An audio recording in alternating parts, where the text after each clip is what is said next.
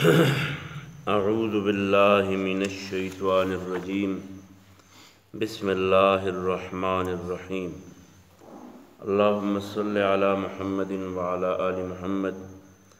كما صليت على إبراهيم وعلى آل إبراهيم إنك حميد مجيد اللهم بارك على محمد وعلى آل محمد كما باركت على إبراهيم وعلى آل إبراهيم إنك حميد مجيد وعن جابر رضي الله تعالى عنه قال قال رسول الله صلى الله عليه وآله وسلم مفتاح الجنة الصلاة ومفتاح الصلاة الطهور رواه أحمد وعن شبيب بن أبي روح عن رجل من أصحاب رسول الله صلى الله عليه وسلم أن رسول الله صلى الله عليه وسلم صلى صلاة الصبح فقرأ الروم فالتبس عليه فلما صلى قال ما بال أقوام يصلون معنا لا يحسنون الطهور وإنما يلبس علينا القرآن أولئك رواه النسائي وعن رجل من بني سليم قال عدهن رسول الله صلى الله عليه وسلم في يدي أو في يده قال التسبيح نصف الميزان والحمد لله يملأه والتكبير يملأ ما بين السماء والأرض والصوم نصف الصبر والطهور نصف الإيمان رواه الترمذي دے احادیثو در سلورو کے هم د اودس فضائل چی دی نو داغے بیان دے اور پکے د طہارت بیان دے اور پکے نو پا دی اولنی حدیث کی رسول اللہ صلی اللہ علیہ وسلم چی حضرت جابر نقل کی دے فرمائی جنت ته د ننوتو چابي چې ده نو دا منځ دی یو سړی دی یا یو ښځه ده او هغه مسلمان دی یا مسلمانه ده او دی جنت ته ننوتل غواړي نو دی به د منځ قایمونکي منځ به کوي منځ کومه ښځه کوم سړی چې هغه منځ نه کوي د دې مطلب دا دی چې دی جنت ته داخلېدل نه غواړي د جنت دروازې ځان ته کولاوي نو الصلاة مفتاح الجنة یا مفتاح الصلاة جنت الصلاة د جنت چابی دا منځ دی او ځان ته ګوره په خپله باندې که په منځ کې ګړندی جو جنتي ښکاري او که په منځ کې ګړندی نه یې بلکې سوس یې پکې د دې مطلب دا دی چې د جهنم چابي دې راغستې ده او جهنم ته ننوځي الله یې ته موږ وساتي وی فرمایل چې مفتاح الصلاة الطهور منځ ته چې ننوځي نو د منځ چابي بیا اودس دی یا غسل دی صفایي چې ده نو دا د منځ چابي ده گویا مطلب دا شو چې د جنت چابي بنیادي طور منځ دی چې منځ دی نه اودس دی چې اودس دی نه کړی نو منځ د کم دی نه کوي او چې منځ دی نه کړی نو جنت ته نشي ننوتی د منځونو مختلف قسمونه دي بعضې هغه دي چې کم فرایض دي سنت دي مستحبات دي نوافل چې ورته وایي نوافل دي نو کم سړی چې د دې خیال ساتي نو دا جنت والا دی دا په ظاهره د هغه نښې دي د جنتیانو نښې دا دي چې دا په مانځه کې د نورو نه ګړندی نو عن جابر د حضرت جابر رضی الله تعالی عنه نه روایت دی قال دی وی چې قال رسول الله صلی الله علیه وسلم فرمایلی دی رسول الله صلی الله علیه وسلم مفتاح الجنت چابی د جنت الصلاة منز ده و مفتاح الصلاة او چابی د منز الطهور دا اودس کول دی دلته علماء وی چې اودس ځان له ذکر شو منز ځان له ذکر شو دا بیل بیل چیز خو نه دی بیل بیل ولې ذکر شو دا غي جواب علماء کوي چې ګورا چابی چی نو دا خو د روح چیسته وي او په دې چابی کې بیا دننه غاخونه وړو کې غټ غاښ هغه دننه پرې جرندې کې هغه مختلفو ځګونو ته اړم شي نو چابي جرنده کولاو کې دغه شانې د اودس مثال هم په مانځه کې د چابۍ د هغې غاښونو دی نو ذکر د جز مراد تی کلی لکه منځ ته په بل یو حدیث کې ایمان ویلی شوی په بل آیت کې په صورت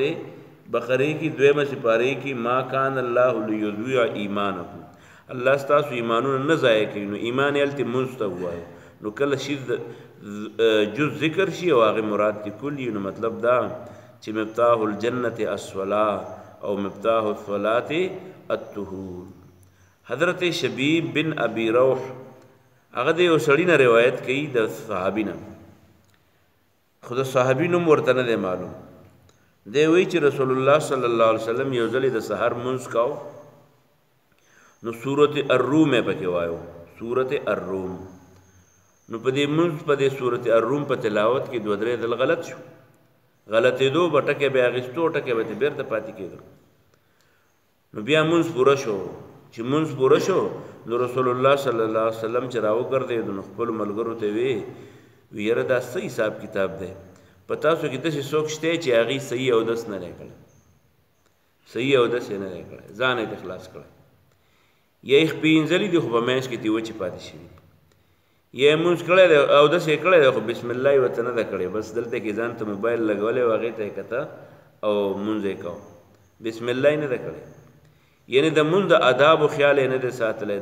د اودس او دا آدابو او د اودس د فرایضو او د سننو خیال یې نه دی ساتلی نو صحیح اودس یې نه دی کړی نو تاسو کې په دې مانځګزارو کې چې یو تن هم صحیح اودس نه یې کړی نو د نورو مانځګزارو په منځ پره غورځوي او یوازې نور مانځګزار نه خود په رسول الله صلی الله علیه وسلم باندې اثر وکړو نو په دې وجه باندې په ټینګ اودس ودرېدل په مانځه ته هم نه دي پکار او اودس چې کوې نو د اودس د کولو په دوران کې ډیر زیات خیال ساتل پکار دي چې د رسول الله صلی الله علیه وسلم نه مونږ ګډوډ کو نو په دې جماعت کې چې زموږ سره دا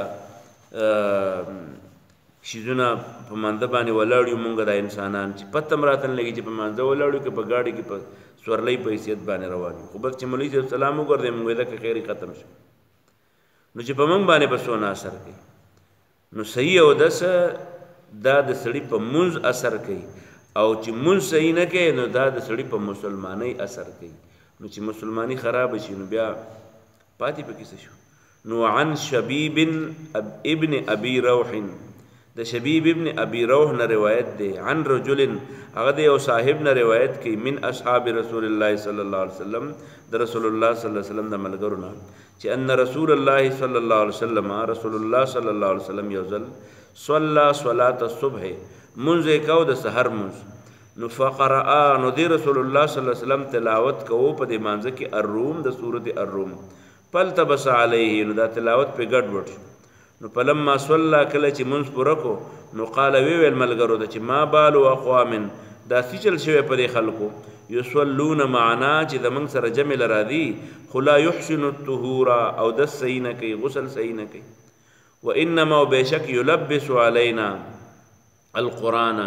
ګډوډ کوو په موږ باندې قرآن اولئک دغه خلکو دی بیا د صحیح او دغه خلکو دی صحیح او دس نه کولو په موږ باندې قرآن لوستل ګډوډ کړه رواه النسائی دا حدیث نسائی نقل کړی دی وعن رجل من بني سلیم د بنو سلیم قبیله یو کس دی هغه وی چې رسول الله صلی الله علیه وسلم زما په مخ کې داسې خبرې موږ ته نصیحت کاوه نو په دې ګوتو یې داسې شمار کړه عدهن رسول الله صلی الله علیه وسلم شمار کړل رسول الله صلی الله علیه وسلم په یدي زما په لاس کې کله کله استاد د شاګرد د لاس ونیسي وایي 1 2 3 4 داسې ورته او کله کله په خپل لاس اشاره کوي نو دا صاحب وایي چې یاره زما لاس یې ونیو او که خپل لاس کې لګیا شو خو قال رسول الله صلی الله علیه وسلم راته وویې چې التسبیح نصف المیزان دا سبحان الله سبحان الله سبحان الله چې دی دا نیمه تله ده دا د قیامت د ورځې نیمه تله ډکوي د انسان د نیکو اعمالو نیمه تله ډکوي نو سبحان الله ډېر وایه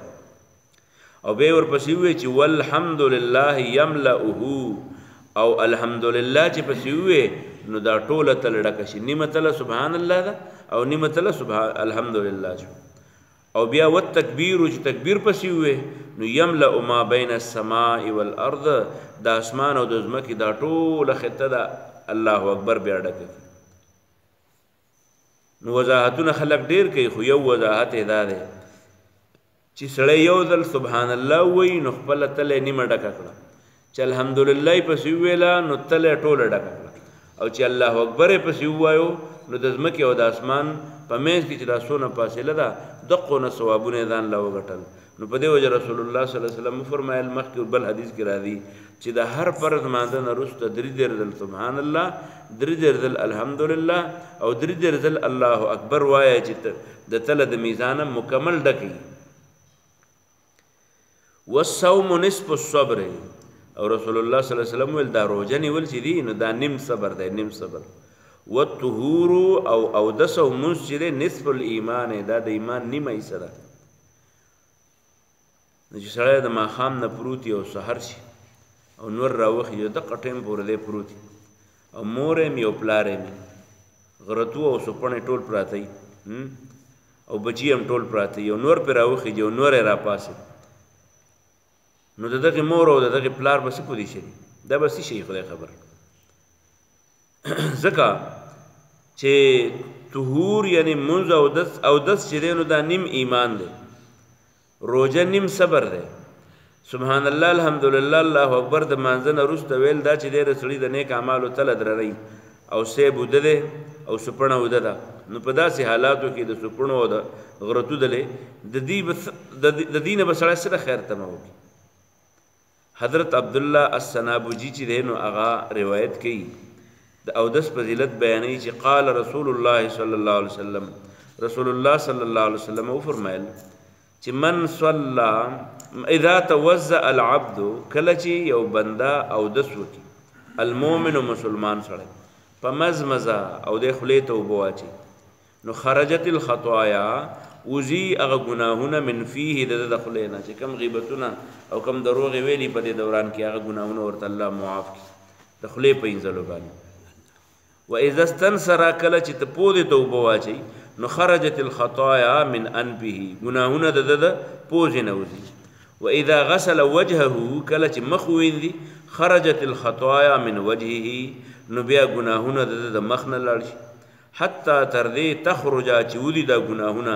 من تحت اشپار عینیه، د سترګو د دې بڼو د لاندې نه هم دا ګناهونه وځي. فاذا غسل يديه، کله چې لاسونه وینځي خرجت الخطایا، وځي ګناهونه من یدیه د لاسونه. حتی تخرج تر دې چې دا ګناهونه وځي من تحت اظفار یدیه، د ګوتو د نوکانو د لاندې نه. فاذا مسح، کله چې لاس راکاږي برأسه په سر خرجت الخطایا، وځي ګناهونه من رأسه د سرنا. حتی تر دې تخرج چې وځي من اذنیه د دواړو غوږونو نه. فاذا غسل رجليه، کله چې خپې ووینځي نو خرجت الخطایا، وځي ګناهونه من رجليه د خپونه. حتی تر دې تخرج چې وځي دا ګناهونه من اظفار رجليه د نوکانو د خپونه. ثم کان، بیا نو چې دی بیا جومات ته روان شي نو ګوره او په یو اودس باندې واړه ګناهونه د مخ د لاس د خپو د سترګو د غوږونو دا ټول ګناهونه، حتی دا چې د دماغ هغه ټول ګناهونه سړي ته صحیح معاف وي. نو چې دی کله جومات ته رواني نو دا جومات ته پاک رواني. حتی کان مشیه، تر دې چې د بیا تلل الی المسجد جومات ته، وصلاته او د منځ بیا نافله دا یو اضافي عمل شي. رواه مالک والنسائی، امام مالک په سنن په دغه کې په موطا امام مالک کې او سنن نسائی ول په نسائی کې د حدیث نقل کړی دی. د اودس لوی فضایل په دې حدیث کې بیان شو. په دې دریوانو احادیثو کې پکار ده چې موږ په خپل کورونو کې هم کوم په خپل نارینه یو او که زمونږ زنانه دي چې دا زنانه د دې خیال وساتي، ځکه چې دا بچي چې دي نو دا چې څونه پیړیږي او څونه غټیږي نو په دې پیړېدو کې څه پیدا نشته چې څونه پیړیږي امر جهنم لخوا غټه بوټۍ پیدا کیږي. په دې وجه باندې سخته په تیروي بچو باندې دغه شانې مانځه د پاره پاغې باندې سختی کوي، په تلاوت ور باندې سختی کوي، دغه شانې جمعات ته په لېږلو باندې په سختی کوي، د کټ خواته په منځونه مه کوئ، ځکه چې د کټ خواته منځونه چې دي نو هغه د ښځو دپاره د زنانو دپاره بهترین دي چې پرده پکې وشي، او د نارینهو دپاره خصوصا د زنانو دپاره هم د جومات ته تللی شي چې جومات ته ځي او په جومات کې محفوظ ځان لمونځ کولی شي، نو دا ثوابونه زنانو ته هم میلاویږي خو بهرحال په کورونو کې په پرده کې ډېري د سړو دپاره په جومات کې مونځ دی، په وخت مونځ دی، د جمع سره مونځ دی. نو چې جمع ترې لاړه شي د سړي نه چې جمع لاړه شي او بیا جومات ته رواني، مثال یې داسې لکه چې چېرته یو سړی دی زموږ یو لیونی ملګری دی، دماغ یې کمزوري دی، الله دې صحت کامل وله ورکړي. پرون هغه یو پرون هغه یو چاته خیرې کولې نو خدای دې په ځان له دی کې غرق. نو بل ملګري ورته ووایي چې هلکه دا دې ورته څه ویل په ځان له دی کې ولې وژنې؟ ویل دا د اوس چې په ځان له دی کې مړ شي ښه ده، که په ده باندې عذاب د خلکو په مخ کې راشي نور به د ځان څخه غرق کړي. نو هغه ګوره دماغ یې ویل خراب دی، خو څونه ښایسته دماغ ویل په ځان له دی کې د خدای غرق چې نور د سره څوک غرق نه شي. نو هسې نه چې د یو بېلمازه د لاسه ټول کور چې دی نو په عذاب کې ګرفتار شي. او بله خبره یو هغه بل ملګري ته دعا کوله نو ورته ویې هلکه ویل په ګڼه کې ځان له دعا غواړه چې خدایه په ګڼه کې مو بخه. نو موږ ورته ویل چې هلکه په ګڼه کې د بخلو څه مطلب؟ ویل په ګڼه کې دا مطلب دی زموږ د عملونو خو داسې نه دي چې موږ په الله باندې ځان خلاص کړو. ویل وایه چې خدایه په ګڼه کې م چېرته ور واچوه چې ګڼ خلک روان دي چې موږ به هم پکې لاړ شو. بیا آخري خبره یو بله وکړه هغه ډېره ناشنا ده. ویده چې سهار را پاڅېدم ویل لمونځ مې کو. ویل شیطان را پسې راغی راته یې ووایي چې هلکه 3 رکعته دې وکړو. وایي ما ورته ووایي چې ستا را پکې څه کار دی؟ که 3 مې کړي او که 2 مې کړي ستا را پکې څه کار دی؟ 2 مې کړه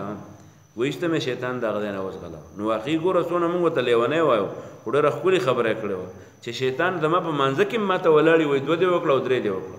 پاتې دا چې سړی پروت وي غځېدلی پروت وي، نه پې مور غږ کوي، نه پې پلار غږ کوي، نه پې رور غږ کوي، او دغه شانې وغځېږي او د غرمو ده زغې بیا را پاسئ یا د ډوډۍ ټپارې را پاسئ یا یې چې کوم دی نو د غوړو شور را پاسئ. نو دا ډېر غټ بدنصیبه وي. نو ثم کان مشیه الی المسجد، بیا جومات ته رده تلل چې نو دا بیا داسې شي چې دا د لپاره نفل شي. نو په وخت باندې منځونه د جمع سره منځ کول یوازې نه بلکې د ګڼې سره منځ کول. الله تعالی دې زموږ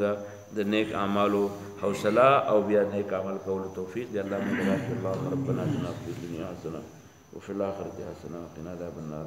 ربنا اغفر لنا ولإخواننا الذين سبقونا بالإيمان. ربنا لا تجعلنا فتنة للقوم الظالمين ونجنا برحمتك من القوم الكافرين.